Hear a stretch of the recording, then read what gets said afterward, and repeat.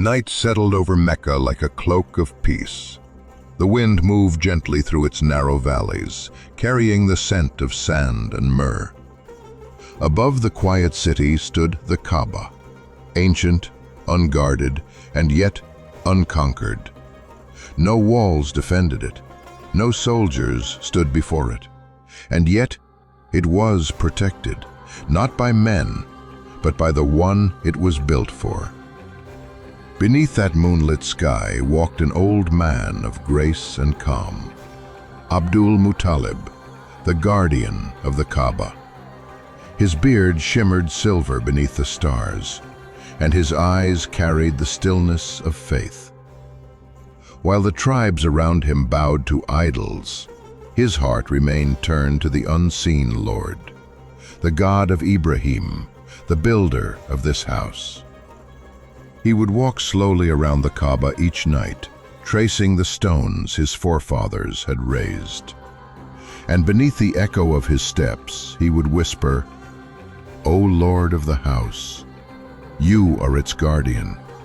You have never abandoned it, and you never will." That night, as he looked toward the horizon, the desert seemed calm. But far beyond its silence, a storm was forming. An army was marching from the south, led by a man whose pride was greater than his reason. He sought to destroy the Kaaba, unaware that he was walking toward the very place where heaven would defend the earth. And so began the story of the year when Allah protected his house, and the world learned that no kingdom stands against the decree of the Most High. Far to the south, in the land of Yemen, ruled a man named Abraha al-Ashram, a commander of power and pride. He was not content to rule by the sword alone. He wished to rule the hearts of men. And so he built a temple of marble and gold, towering and bright, declaring, "Let the people come here to worship instead of Mecca." But the hearts of Arabia did not move. Even those lost to idols felt something sacred calling them to the Kaaba, the house built by Ibrahim and Ismail, standing in the valley of Mecca like a witness to the first covenant. When Abraha heard that his temple had been defiled by an Arab in protest, his pride turned to fury. He swore an oath before his soldiers, "By my life, I will not rest until I destroy the Kaaba, stone by stone." He gathered his army, tens of thousands strong. Banners were raised, drums thundered, and at the head of his forces marched beasts never before seen in Arabia. Elephants, enormous and armored, their footsteps shaking the earth beneath them. The people called it the Army of Arrogance. Even the mountains seemed to shudder as they passed. Village after village fled before them. No army rose to stop them, and no man dared stand in their path. But the desert was not silent. The wind carried whispers, and every dune seemed to echo the same warning. No one defies the Lord of the house and triumphs. When they reached the edge of the sacred valley, Abraha looked upon Mecca from afar, a quiet city of stone and faith. He saw no walls, no army, no defense. And he smiled. He did not know that before he entered that valley, he had already been defeated, not by men, but by the decree of the Almighty. For arrogance may march with elephants, but faith needs only trust, and a single command from heaven. When word reached Abdul Muttalib, he did not tremble. He rose from his seat beside the Kaaba, his staff in hand, and looked toward the southern hills where dust rose on the horizon. It was the march of Abraha's army, a tide of men and beasts moving toward the sacred valley.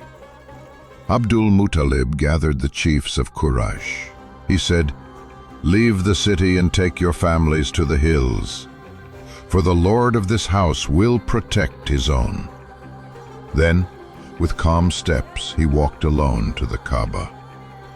He placed his hand on its ancient stone, his forehead resting gently against its cloth. He whispered, "O Lord of the house, this is your sanctuary. Its people are weak, its guardian is none but you. Protect it, O most merciful, as you have always done." Then he turned toward Abraha's camp. When he entered, the soldiers fell silent, for even in chains of age, the dignity of faith cannot be hidden. Abraha looked upon him and asked, "What is it you seek, old man?" Abdul Muttalib replied, "I am the master of this valley. My request is simple. Return the camels your men have taken from me." Abraha laughed. He said, "You ask for your camels, yet you do not plead for your house, which I have come to destroy?" And Abdul Muttalib answered, "I am the Lord of the camels, but the house, it has a Lord who will defend it." Abraha's smile faded.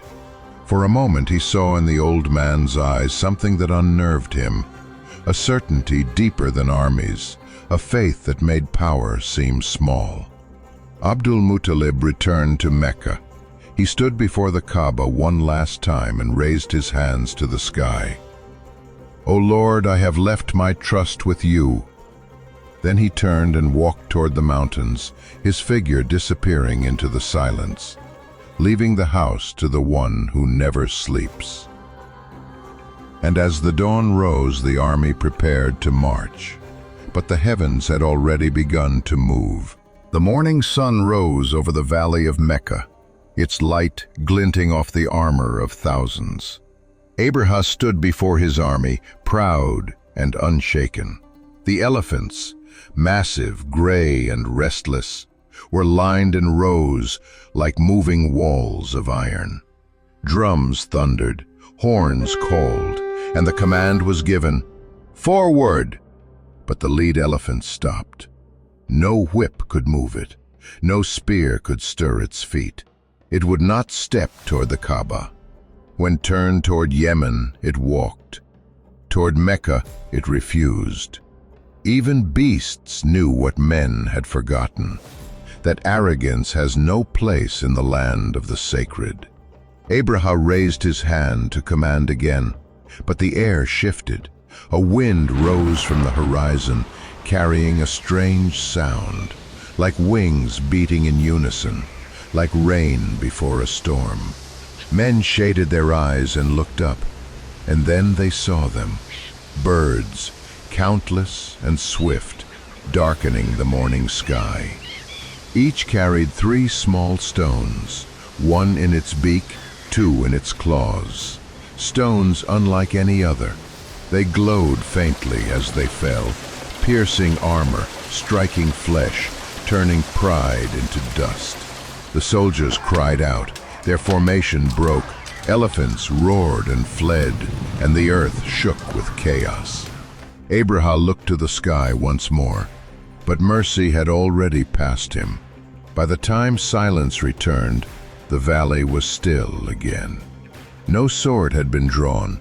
No man from Mecca had fought, and yet the Kaaba stood untouched, its shadow unmoved beneath the sun. From the mountains, Abdul Muttalib watched in awe. He fell to his knees, tears in his eyes, and whispered, "All praise is to Allah, the Lord of this house."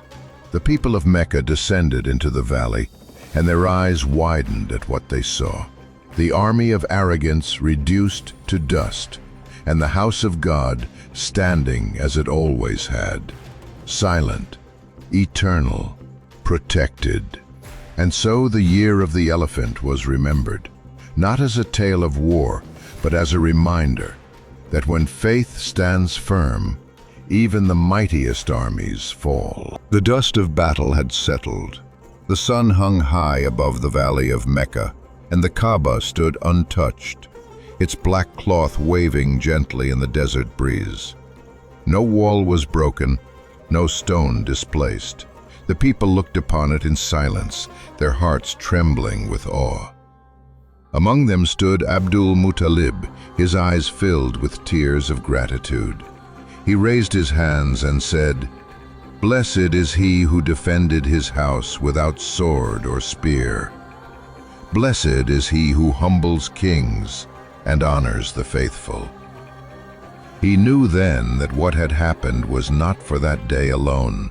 It was a sign, a whisper of something greater yet to come. For that same year, in that same valley, a child was born into the tribe of Quraysh. He was born beneath the very sky that had witnessed heaven's protection, into a world that had just seen the power of the unseen. The people would call him Muhammad, the praised one. His birth was gentle, but his message would move mountains and change nations. He would cleanse the Kaaba of idols and restore it to the worship of the one who saved it.